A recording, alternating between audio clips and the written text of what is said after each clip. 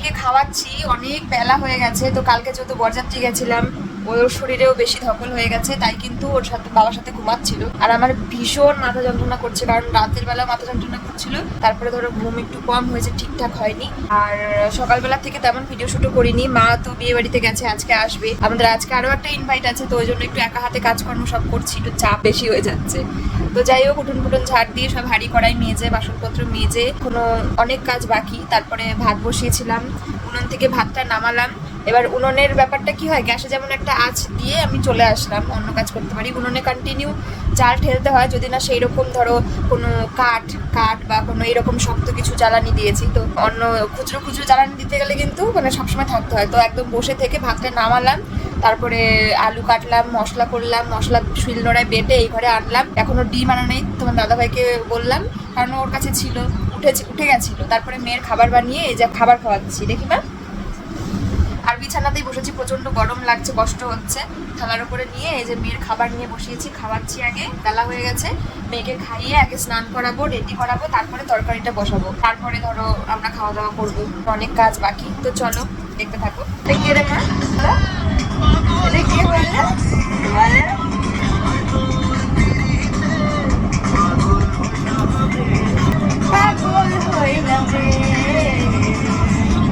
এই যে এখানে মেয়ের স্নানের জলটা গরম বসালাম, এখানে ডিম সেদ্ধ বসিয়ে দিলাম। আর এই যে আলু বালু কেটেই রেখেছি আমি রেডি করে, মানে গোছানোই আছে। মানে ডিম সেদ্ধ হয়ে গেলে টাইম লাগবে না আর হতে। আর এখানে মশলাও বেটে রেখেছি, আর গুঁড়ো এই যা বাটা, আর মানে লঙ্কাগুলো চিড়ে দেবো, কারণ লঙ্কা টঙ্কা বাটলাম না। আর একটু গুঁড়ো লঙ্কা ব্যবহার করব, কারণ মেয়েকে নিয়ে ধরাধরি করতে হয়, তো মুখ চোখ মুছাতে হয়, ক্রিম মাখাতে হয়, সে একটু রিক্স হয়ে যায়। যতই সাবান দিয়ে হাত ধুই না কেন, সেইভাবে যায় না, ঝাল থেকেই যায়। তো ওই জন্য চিরা লঙ্কা দেবো, বাটবো না, বাটলাম না, ধনে জিরে এগুলো বেটে এনেছি। রসুন মনে হয় ফুরিয়ে গেছে, ওই জন্য পেঁয়াজটাও কুচো কুচো করে নিয়েছি, কুচো পেঁয়াজ দিয়ে করবো। তো চলো, হচ্ছে বিছানাটাকে একটু ঝাড়বো। বিছানার সঙ্গে সঙ্গে মেয়ে উঠেছে, এসে আগে তুলে নিয়েছি, বিছানাটা ঝাড়বো, খাওয়ালাম বসে। আর এখানে রেখেছি জামা কাপড় সব, এগুলো সব রোদে মেলবো, মানে কালকে যেই অনুষ্ঠান বাড়ি পরে গেছিলাম সেগুলো সব রোদে মেলবো। আর মেয়ের জলটা গরম হতে হতে এগুলো করব, ঘর ঝাড় দিয়ে নেবো, ওকে আবার স্নান টান করিয়ে রান্না করে একবারে পরে ঘর মুছবো। চলো।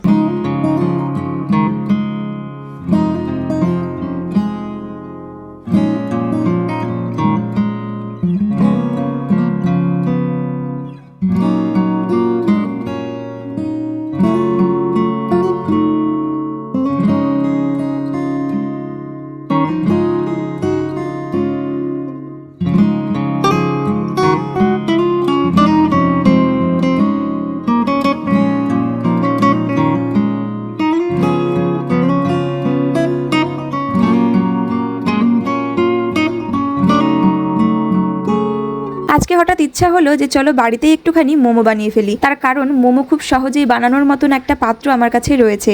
আর আমার কাছে রয়েছে হচ্ছে আগারোর ইলেকট্রিক মাল্টিকুক কেটেল। এটার সাহায্যে আমি অনেক কিছু রান্না করতে পারি। আর মোমো বানানোর জন্য একটা স্টিমার পট রয়েছে, আর তার সঙ্গে কিন্তু নিচে স্যুপটাও আমি রেডি করতে পারবো। তাই ভীষণ ভালোভাবে এই মাল্টিকুক কেটেলের সাহায্যে কিন্তু মোমো এবং মোমোর স্যুপ দুটোই একসঙ্গে আমি বানাতে পারি। তোমাদেরও যদি প্রোডাক্টটা ভালো লাগে, অবশ্যই কিন্তু আমার ভিডিও ডেসক্রিপশন বক্সে লিঙ্ক থাকবে, সেখান থেকে দেখে নিতে পারো। গাছে তো প্রচুর টমেটো ধরেছে, কিন্তু সবই কাঁচা। কিন্তু ইচ্ছে হচ্ছে একটা টমেটো ছিঁড়তে। কারণ আমার প্রথম টমেটো ছিঁড়ে খেয়েছি, একটা টমেটো ছিঁড়ে একটা তরকারির মধ্যে দিই না, দাও, দেখি কেমন। অনেক বড় আছে। কত বড় সাইজের, এটাই ছিঁড়ি, এটাই বড় মনে হয়। আরো অনেক, সবই বড়, অনেকগুলো বড় আছে, একটাতেই তো হয়ে যাবে। ইয়েস। দেখো বাড়ির গাছের টমেটো, অনেক টমেটোই ধরেছে। এই দেখো এখানে কত বড় আর সব হচ্ছে সার ছাড়া, বুঝেছো? উইদাউট সার। টমেটো গাছে কেমন একটা গন্ধ। হ্যাঁ, তারপর আরেকটা জিনিস দেখবা, এই দেখো, আসো আসো আসো, বাবা দেখেছি তো, আমাদের কাছে বেগুন প্রায় রান্না করা হয়। এই দেখো, এই তুলে ফেলেছে এগুলো না, এই যে এই যে দেখো দেখো, প্রায় সেই ভাজা খাওয়া না সব আমাদের। আর বেগুনের যা দাম এখন, বিশাল দাম, সব এখন আমাদের বাড়ির গাছেই হয়ে যাচ্ছে, বেগুন, টমেটো, বিনস। কি হচ্ছে? আলু ভাজা, ডিমের ঝোল করবো, টমেটোটা ভেজে। এটা কি সোনামার খাবার টমেটো? ও ঠিক আছে, হ্যাঁ তো সুন্দর করে করো। এই দেখো, এখন ডিমের তরকারিটা একটু কষে নিচ্ছি, হালকা মশলা, ডিমটাও দিয়ে দিয়েছি, আলু ভাজা হয়ে গেছে, পেঁয়াজ কুচো আর অল্প মশলা দিয়ে আর একটা হাফ দিয়েছি কাঁচা টমেটোটা, কারণ আবার বেশি দিলে কেমন হয়ে যাবে। তো মশলাটা কষে গেছে, এবারে কিন্তু গরম জল দেবো। খুব হালকা করে কম ঝাল কম মশলা দিয়ে করছি।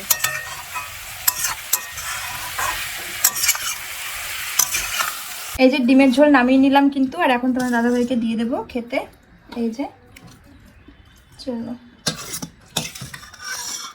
তো এখন বেজে গেছে হচ্ছে প্রায় 4:15-20, 4:30 বাজতে চললো। আমি কিন্তু সব কাজ গুছিয়ে স্নান করে আসলাম এইমাত্রই। আর মেয়েকে আবারও খাবার রান্না করে এখন খাওয়ানোর সময় হয়ে গেছে। আমাদের খাওয়া দাওয়া হয়ে গেছে, বাবা এসছে, বাবা বললে একটু পরে খাওয়া দাওয়া করবে স্নান টান করে। তো খাওয়া দাওয়া করে রান্না বান্না যেগুলো করেছি, বাসনপত্র হাঁড়ি কড়াই সব মেজে রাখলাম। মেয়েকে সকালে খাইয়েছিলাম, সেই কড়াই থালা বাসন সব মাজলাম। এখন আবার রান্না করবো, মানে এখন আবার এটো করবো, আবার মাজতে হবে। আর তারপরে আবার চট করে ঘর মুছে স্নান করে আসলাম। এখন মেয়ের খাবার বসাবো, চলো। এই দেখো মা আসলো বাড়িতে। কটা ট্রেনে বেরিয়েছো? হ্যাঁ 12টা 11:30 ট্রেন। আর এখন বাজে 4টে প্রায়। হ্যাঁ, আমাদের কৃষ্ণনগর থেকে আমাদের বেথারবাড়ি 8 ঘন্টা লাগে, 4টে স্টেশন। আর মা কি করেছে, কৃষ্ণনগর থেকে ট্রেনে উঠেছে, এমন ট্রেনে উঠেছে এক্সপ্রেসে, বেথুয়া পার করে আরো 4টে স্টেশন পার করে আরো 4টে স্টেশন চলে গেছে। আমি জিজ্ঞাসা করেছি একজনকে যে এই ট্রেনটা কি বেথুয়া দাঁড়াবে, বললো কি হ্যাঁ উঠুন দাঁড়াবে। তাহলে সে কি করে বললো আমাকে? আর বহরমপুর থেকে ঘুরে এসছে, আর ফোর্ট নাইক আছে।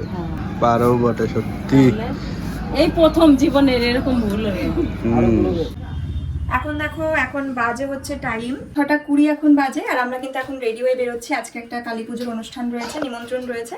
তো সেখানে মানে শরীর পাচ্ছে না কিন্তু, তবুও কিন্তু আমরা যাবোই, কারণ যারা ভালোবাসার মানুষ, কাছের মানুষ, তাদের একটা আশা থাকে, তারা অনেক আশা নিয়ে ইনভাইট করে। তো সেটার চেষ্টা করি আমরা সবসময় রক্ষা করার আর কি। তো তাই কিন্তু যাচ্ছি। আর মেয়ে আজকে ঘুমাইলে, আমি জানি না কেন। তো আমরা একটু বাজারে যাব, তারপরে বাজার থেকে কিছু কেনাকাটা করে তারপরে আমরা পুজো বাড়িতে যাবো। আর সোনামাকে রেডি করে দিয়েছি। ওকে দেখে মনে হচ্ছে না যে ও ঘুমায়নি, কিন্তু আমি বুঝতে পারছি না এর কি কারণ, কেন ঘুমাচ্ছে না। ঘুম পাড়ানোর চেষ্টা করলেও আমি তো সারাদিন আমি সময় পাইনি। তারপরে ওকে সেই তখন অন্ধকার হয়ে আসে, খাইয়ে দাইয়ে ঘুম পাড়াচ্ছি, অন্ধকার করে ঘুমালো না।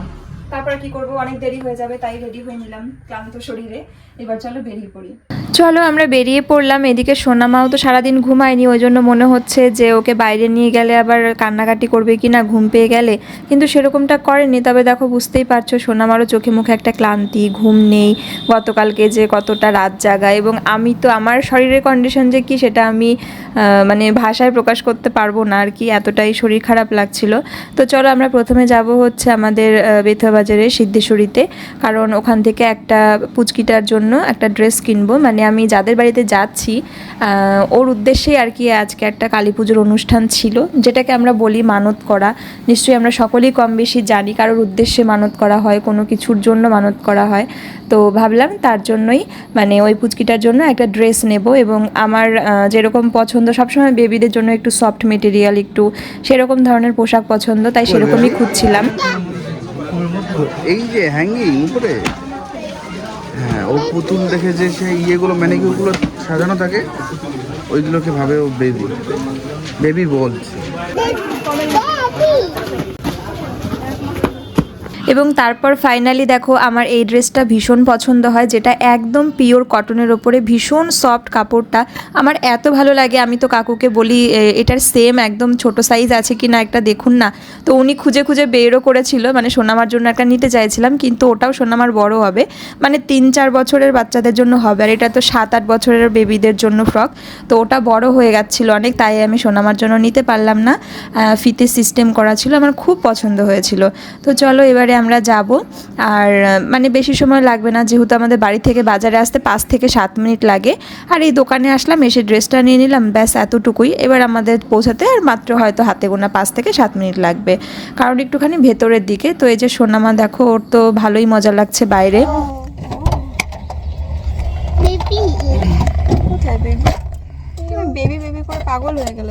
এখন কিন্তু অনুষ্ঠান বাড়ি যাওয়ার পথে আর একবার একটু আসলাম দোকানে, আর এখন আসলাম আমরা একটু মিষ্টির দোকানে, একটু মিষ্টি নিয়ে নেব। আর এটা হচ্ছে আমাদের বেথুয়ার সব থেকে বড় দোকান, মানে ভালো মিষ্টির দোকান, সেটা হচ্ছে জয় মা দুর্গা সুইটস। তো এটার অনেকগুলো দোকান রয়েছে বাজারে। তুমি নেমন্তন্ন খাবে মা? নেমন্তন্ন খাবে? প্রসাদ খাবে তুমি? ঠিক আছে ঠিক আছে। তো আমরা একটু গল্প টল্প করলাম, একটু বসলাম, তারপরে কিন্তু প্রসাদ খেতে বসে পড়েছি। আর আজকে মায়ের পুজোর প্রসাদ দেখো, খিচুড়ি সঙ্গে একটা সবজি, পায়েস ছিল, চাটনি ছিল, অনেক কিছু ছিল। এবং মায়ের প্রসাদ বলে কথা, সেটা একদম অমৃতের সমান, ভীষণ সুস্বাদু ছিল প্রসাদগুলো। তো আমি খাচ্ছিলাম, তোমার দাদাভাই বসেছিল অন্যদিকে এবং আমার পাশে সোনামাকে বসিয়েছিলাম। আর কোথা দিয়ে মেয়েটা দেখতে দেখতে বড় হয়ে গেল, এখনও আমাদের সঙ্গে বসে খায়, মানে যেগুলো ওকে খাওয়ানোর মতন মিষ্টি কিছু বা পাঁপড় এগুলো টুকটুক করে খায়, সাদা ভাতও খায়, যে সমস্ত অনুষ্ঠানে ভাত দেয়। তো মানে খুব ভালো লাগে যে মেয়েটা বড় হয়ে গেল। এর আগে আমরা সোনামাকে নিয়ে কোনো অনুষ্ঠান বাড়িতেও যেতাম না, কারণ আগে যখন আমরা কখনো যেতাম অনুষ্ঠান বাড়িতে তখন আলাদা আলাদা করে ভাগে ভাগে আমরা খেতাম সোনামাকে রাখার জন্য, এখনো আমাদের সঙ্গে বসেই খায়। আর বেশি ছোট যখন ছিল তখন তোকে নিয়ে কোথাও যেতামই না, মোটামুটি 1 বছর পর থেকেই ওকে নিয়ে যাই।